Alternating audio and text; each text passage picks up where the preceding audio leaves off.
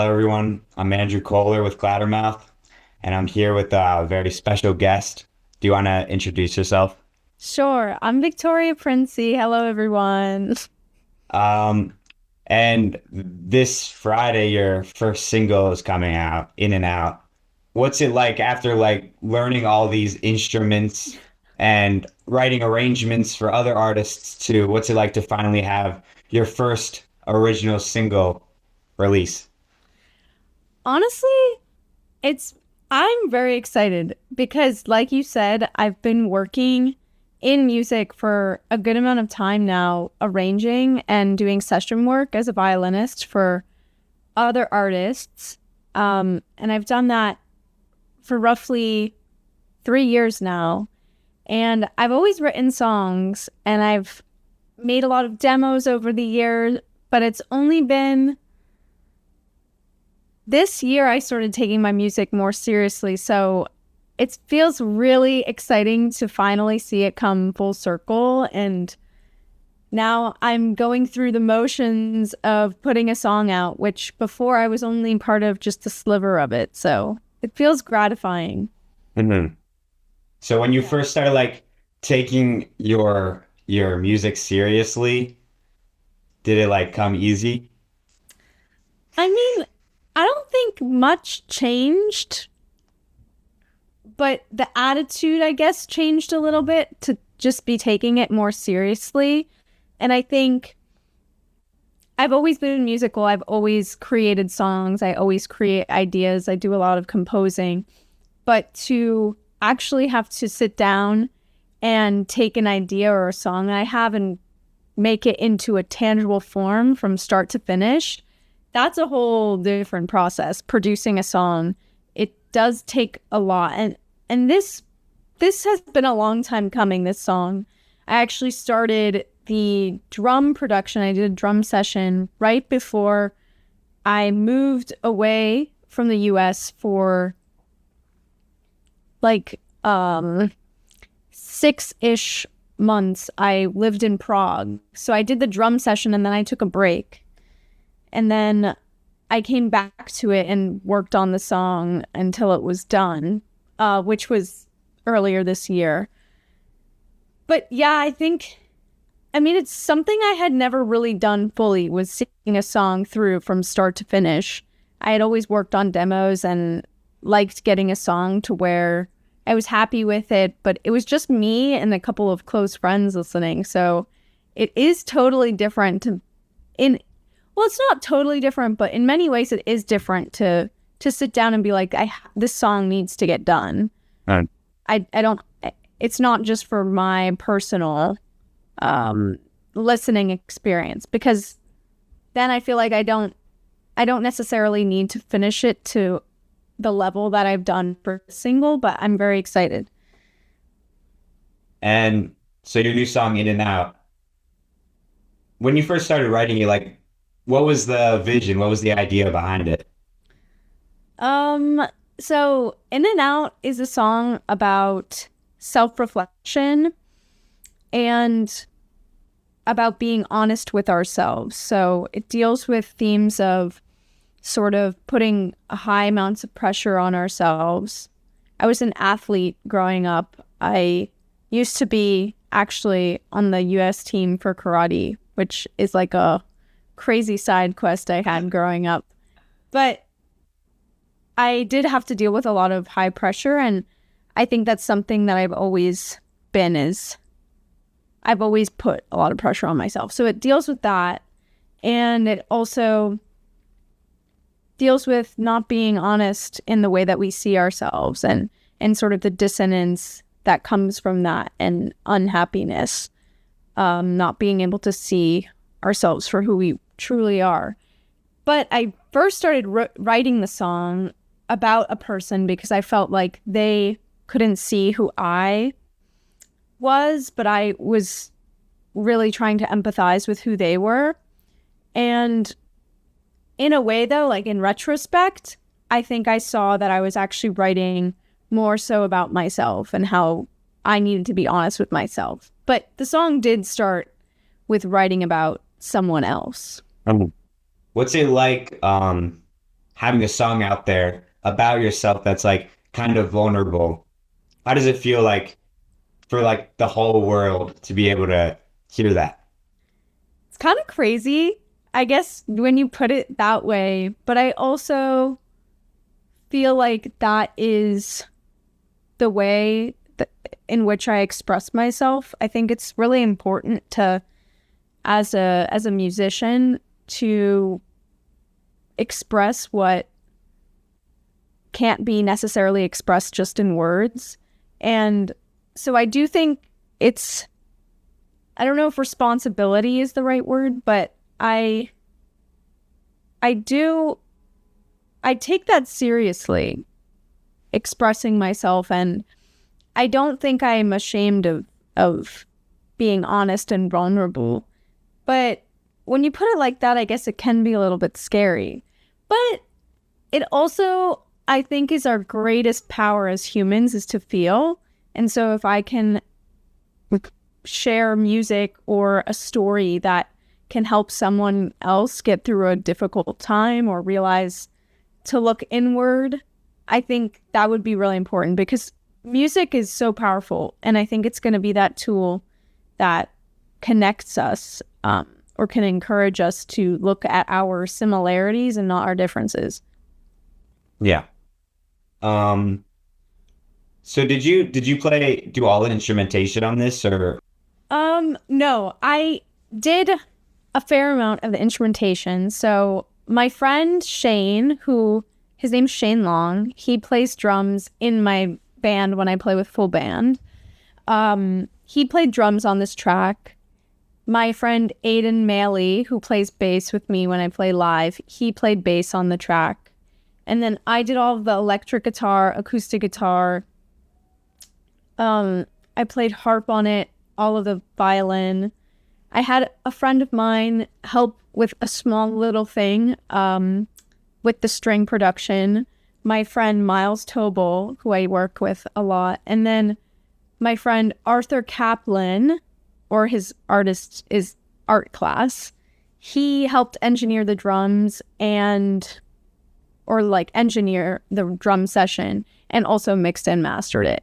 So I did have a few people in my corner helping me, but I did produce and arrange the whole track. Mhm. Yeah. So before this year, were you most familiar with performing online? I know you were arranging string sections for other people's songs, but other than that, were you mostly just live? Live on, what do you mean? Sorry. Like, I mean, like live performances Oh, before I was posting before online? before you started taking your music seriously. Oh, okay, yeah. I I mean I've played violin since I was 5, Mhm. for a long time. So I've played for 16 years of my life, which is pretty insane. But um so I've always performed. I was in an orchestra growing up. I did solo violin. I'm classically trained. And then I also played in a band in middle school, and then in high school I played in a bunch of different live things. But yes, I was mostly, when I moved to New York a few years ago, I actually sort of stumbled into this sort of singer-songwriter scene, and playing live with people, because that was how I got into doing arranging and session work, was just knowing a bunch of people who I was playing live with who then wanted recorded arrangements for their songs. But I sort of stumbled into it. My best friend, her name's Imogen Rose. She's a singer-songwriter too. She's incredible. She and I played together for a few years. We haven't played a show in a little bit, but she's incredible. And I remember she had asked me, we had just met and she was talking about playing a show and asked if I knew anyone who played the cello or the violin. And I was like, I play the violin. I would love to take a stab at playing with you. And I never did too much improvisation growing up because I was playing classical music, so a lot of it was just reading sheet music. But I always loved playing the pop song covers with my violin teacher, Lisa, growing up. So I would play those, and I would sometimes just play along to songs. So I used my ear a lot. So when I started playing with singers and their original songs, sorry about that. It sort of came naturally to me because I was using my ear. And so then it was a snowball effect because a bunch of people that came to the first show with Imogen were like, I want you to play violin with me. And I sort of entered a scene that I didn't even know was going to be where I would end up. And it just happened very naturally. And yeah, it was that snowball effect. And then people started asking me to record on their songs and arrange. And so it just got a bunch of momentum naturally, which was Yeah. pretty cool. Yeah. And what's that like arranging for someone else's songs? Do you have like full creative freedom or yeah, like what's the process behind that? No, definitely. It depends, honestly, on the case. So if I'm working with the artist in the room, typically some artists are just they'll say, do whatever you want. And so I'll just play whatever I want if I'm doing it in the live session. Or if I'm working remotely, then I'll sit down and work on the song. And then if they want to have some tweaks, I guess, to it, they'll give me that feedback. But I think it's different every time because sometimes the producer is more involved. They'll be like, oh, I like that thing you did there. Or the artist will be like, no, I want actually this. So I think it's quite collaborative. And that's actually my favorite part about arranging is that I love arranging when I'm just doing it myself because then I feel like I can really enter a flow state. But collaborating with other people is always so inspiring too because you just see their face light up when you play something that they had been imagining. So I do love that part. It feels pretty magical. Mm. And like growing up, when you were learning the violin and other instruments, has music always been like the thing? Or when did you realize like this is what I want to be doing? I only realized that when I started playing shows in New York. I was like, music is what I love. I have always loved music and it's always been a huge part of my life. So it's kind of funny. Sometimes I'll look back and I'm like, that was so obvious that is what I was going to end up doing. But like I said, I was an athlete. I did do a lot of sports in high school as well. I was captain of my teams. I was on soccer and skiing. And I was a pretty mega athlete, I will say. And I also really loved the sciences. I didn't necessarily know exactly what I wanted to do, but I liked a lot of different things, and music was always one of those things, but it was more of a creative outlet. It wasn't, sometimes it would get put on the back burner, but it was always the thing that brought me joy. So it is sort of funny when I think about it now, and I'm like, that is so obvious that I should have ended up in music. So I'm glad that I found my way there and was pushed in the right directions by the people I met and who I got to play with and that sort of thing. And I was very lucky to have a bunch of incredible mentors, both in high school and my orchestra class. Shout out Mr. Culver and my private violin teacher, Lisa Comiskey. So when you started taking your original music seriously and writing your own music, what was who was the inspiration? Who?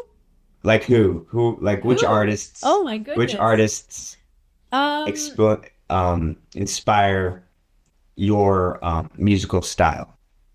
I would say I'm really inspired by 90s rock and folk music. I love that the band is sort of the center of what's going on in, like, I don't know, Radiohead, the Sundays, um, Blonde Redhead, a bunch of really cool alternative rock bands, and like the Cranberries.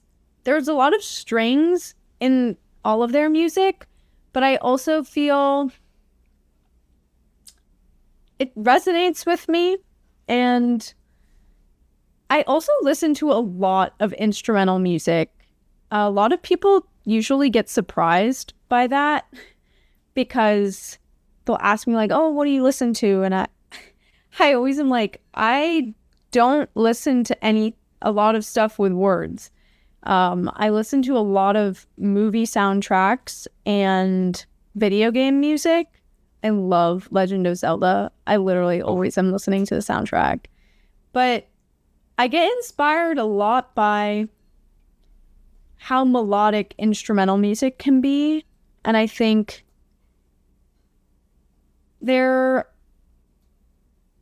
is so much to say with no words that we can express. And so I always try to do that first. So my process always starts with writing the music first, and then the melody comes from that, and then the words come from that. So, but in terms of bands, I would say Blonde Redhead, Radiohead. Whoa, that's a lot of heads. And the Sundays. I also would say like the Goo Goo Dolls. I love them. And yeah, I pull from so many different spots, but I think instrumental music is something really what I've been listening to. And a lot of electronic dance music. I love EDM, which is so random because my music does not sound anything like that. But I also think it's really important to listen to not what you want to create, because I think inspiration comes from places of difference and finding the similarity in things that seem so different from each other. Which EDM artists have you been listening to? Oh my goodness. I'm not listening to any specific artists currently, but let me pull up my Spotify. I have been listening, let's see what my actually I've been listening to a lot of Imogen Heap too, actually, and Ichiko Aoba, but those are not EDM artists. But let me pull up OK Lou is not really EDM, but he sort of falls in the sphere. But like actual EDM, there's this song called what is it? Where is it? Oh, Hands Up in the Sky.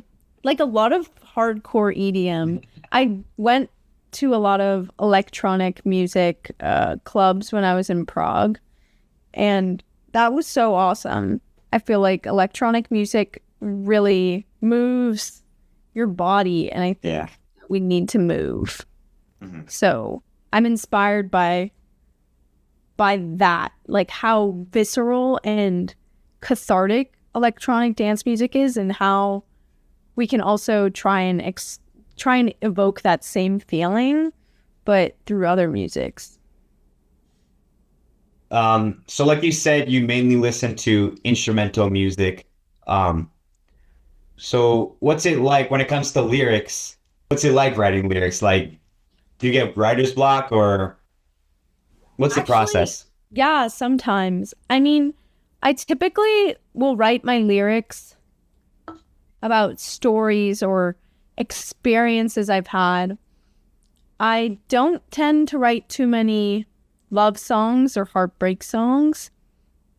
I have a few, but I don't know what even is heartbreak. But I think when I went to college, I started to think a lot more deeply about life. I started taking more philosophy classes, and so when I started asking myself bigger questions like what is real or what is true, I was really sort of exploring how to write about my experiences in different ways or like from a different perspective. And I don't know, it's one of those sort of weird things I can't really explain. It sort of takes me over. It's if you are spiritual, it does feel like it's not totally me in the driver's seat. Like, I don't know how to explain it. It's a flow state sort of thing. The words kind of come to me, but if I'm writing the musical sort of the melody, I think in a way my brain thinks in melody and music first. So if I start trying to express myself in that way, then it helps make it clear what I want to actually say with words, which is a weird, really odd thing. And I don't know if I totally understand it myself, but that's the best I can describe it. But I do think that writing, being a lyricist, I think I've gotten better over the years. When I first started writing music, like actually writing songs again during COVID, my lyrics, I feel like when I look back, I think they're so silly. But then again, I probably will think the same thing about myself in a few years. But I do think that it does take practice to get the whole lyric thing down and how you it doesn't just come in one turn. I've written hundreds of songs, and I don't think I started to become, I mean, I think In and Out is a song that's simple in many ways in terms of its lyrics, but it's also complex and paradoxical because it's about not being able to see yourself totally honestly. So I wouldn't say it's my most poetic song, but I do think it expresses something cool and difficult to express. But words are sort of just come from the music. I don't know how to explain it, but yeah, I express in the music first. So In and Out, how'd you know that like this is the one? Like you said, you've written a lot of songs. How'd you know In and Out was the one you want to release as your first Good original question. It's a song? great question. I actually, another magical thing that sort of just happened. It happened to be the first song I recorded because the first show I ever played in New York, or like ever of my original music, was 2 springs ago. It was spring of 2024, I believe. Yeah. Okay. Yes, that's right. And so like not this past spring, but the spring before. And then I moved away from New York for a while. And then I just got back this year. But I played In and Out and a few of my other songs. I had a short set. I was opening for a friend of mine at Mercury Lounge in New York, which was a pretty awesome debut show, I will say. That was pretty exciting. And I had a 20 or 25-minute set, so it was pretty short. I played, I think, 4 originals and a cover of Linger by the Cranberries, and I played the violin, which was pretty fun. But I think of the songs I played, I was most excited about 2 of them, and it was In and Out and the song I have called Nonchalant. But In and Out, sorry, I just kind of got sidetracked. But In and Out, I think I chose it to be my first single because I felt it showcases my composition abilities and also my catchy melodies. And I'm not sure why I chose it to be the first. I think it felt electric, but also sort of dynamic and yearning. And I liked that it had these two sides to it, that it was dramatic and lyrical, but then also like it has this energy of a of a rock song, which is kind of fun, or like an indie rock, alternative rock track. So I didn't want my first track to be totally like fully upbeat or totally just chill. So I'm glad that I chose In and Out first because I think it sort of is a good introduction to who I am as an artist. But I don't think I knew that when I first started recording it. Or maybe I did. Maybe nothing's a coincidence. Everything happens for a reason. Was it? Um, yeah. So now that In and Out is coming out, what's next? I can confirm there is more music coming in 2026. I have a lot coming, and I also am doing a lot of arranging still. My hope is to open for someone on a US tour. I have a few people that it would be cool to open for them. But yeah, Do you wanna say? do I want to say? I Yeah. mean, I think it would be so cool. I know that you interviewed May, but Yeah. I think that I would love to open for her. I think our audiences are actually pretty similar. So I think that would be super cool. And then I know that Sarah Kinsley just announced her tour, but it would have been sick. I think she already has openers. It would have been cool to open for her. There's this band I'm really digging called Mercury. I would love to open for them. They do more alternative rock. They're a little more intense than my music, but they're also super cool. So I have several people that would be really awesome to open for, but we shall see. Um, yeah, well, I think that's all the questions I have. I'm really excited to see what you have coming up. Um, Yeah, thanks so much. yeah. Um, yeah, so Stream in and out. stream in and out. Thank you for the interview. Thank you, Andrew.